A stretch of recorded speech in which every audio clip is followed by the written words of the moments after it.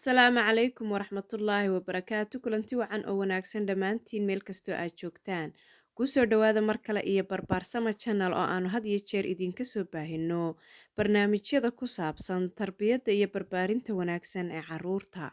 Haddii aad nagu cusub tahay sabskaraib saar si aad uga mid noqoto asxaabta nagu xidhan. Haddii aad hore noola joogtayna gambaleelka furo si aad uga warhayso hadba barnaamijka cusub ee aanu soo gelinno.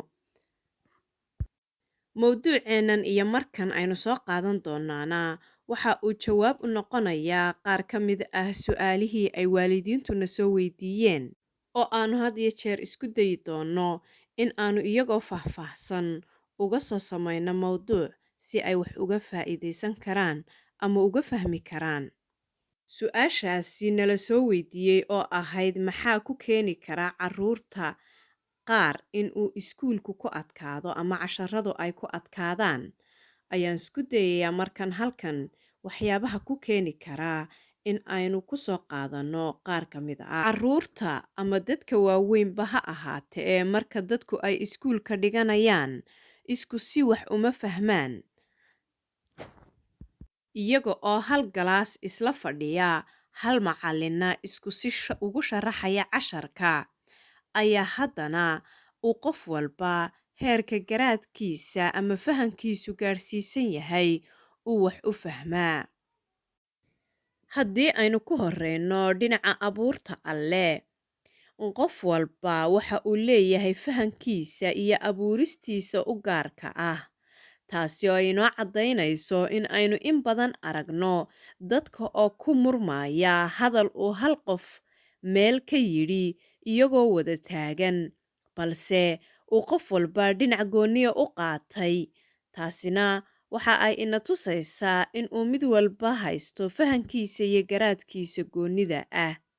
Dhanka kale, haddii aynu u nimaadno carruurta ay ku adag yihiin casharada iskuulku, waxaa lagu tilmaamaa in ay arrimo dhowr ahi sababi karaan, kuwaasi oo ay ka mid yihiin carruurta qaar ayaa iyagu isla markiiba niyad jaba marka ay arkaan ardayda la fadhida galaaska oo ka jawaabaya su'aalaha uu macallinku weydiiyey si degdeg ah, ama markiiba macallinka u dhiibaya inta ay ka shaqeeyaan xisaabtii loo diray, taasi oo isaga ilmahaasi weli aanu si fiican u fahmin kana shaqaynin. Waxaanu iska dhaadhiciyaa in uu yahay qof aan waxba baran karin.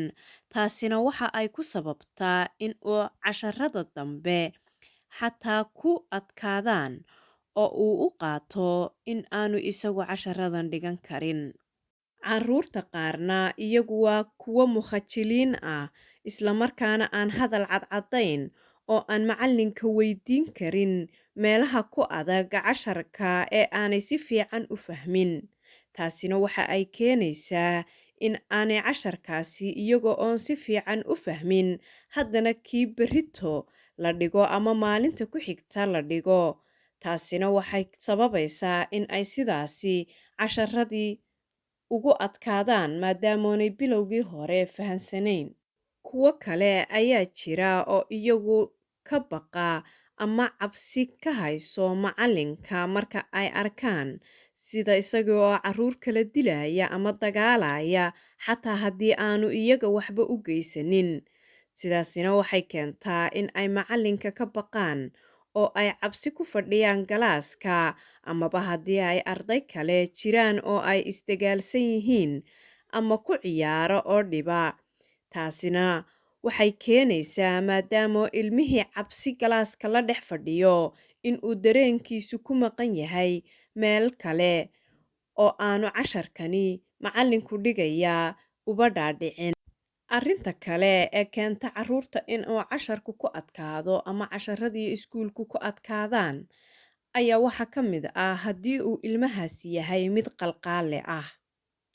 Ilmaha aan fadhiyi karin had iyo jeer ee kolba dhinac u carara, ama kolba qof la hadla, ama kolba qof qalin iyo waraaq ku tuura, kaasina waxa uu noqdaa ilmo aan casharadu u fududaanin dhigashadoodu. Sababta oo ah waa ilmo u jeeda ciyaar had iyo jeer oo maskaxdiisa ay ka buuxdo ciyaar keliyata. Carruurta noocan oo kalena waxaa lagu caawin karaa ama xaaladdan oo kale ku jirta in dhakhtarkiisa lala wadaago xaaladdiisa, taasi oo uu dhakhtarku ku tilmaami doono waalid ahaan sidii aad u caawin lahayd, maadaama oo waddamadu kala shuruuc iyo dhaqamo duwan yihiin. Arrimaha ugu muhiimsan ee ilmaha ku keena inuu iskuulka ka saaqido ama casharradu ku adkaadaan waxaa ka mid ah nolosha guriga haddii aanay habbi ku ahayn. Tusaale ahaan, haddii waalidku yahay qaar canaan badan, dila carruurta, ama haddii aanay qoyskaasi nabadi ka jirin ama waalidku ay kala tegeen oo ilmahaasi uu la nool yahay waalidkii mid ka mid ah, waxa ay sababi kartaa inuu ilmahaasi galo xaalad isku buuq ah oo maskaxeed, sidaasi darteedna aanu waxbarashada haba yaraatee niyad u helin ama ay ku adkaato. Haddii aynu intaasi kaga soo gudubno tilmaamaha ama waxyaabaha ilmaha ku keeni kara in uu iskuulka iyo casharradiisu ku adkaadaan, haddaba waxaynu eegaynaa markan muxuu yahay xalku.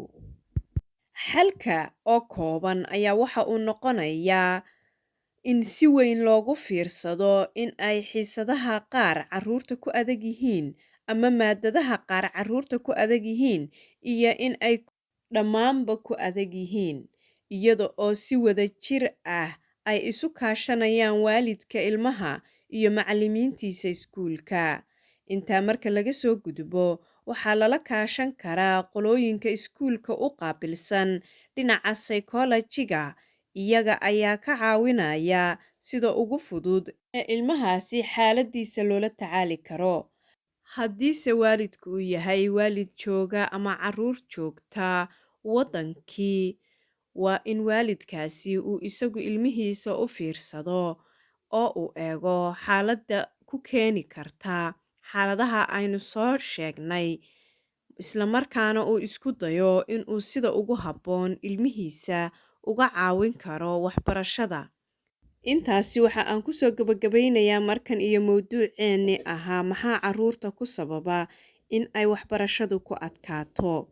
Haddii aad ka heshay mowduucan, like saar, siina sheer gare si uu u gaadho waalidiinta Soomaaliyeed meel kastoo ay joogaan. Tan iyo kulanti dambe waxaan idinkaga tegayaa asalaamu calaykum waraxmatullaahi wabarakaatu.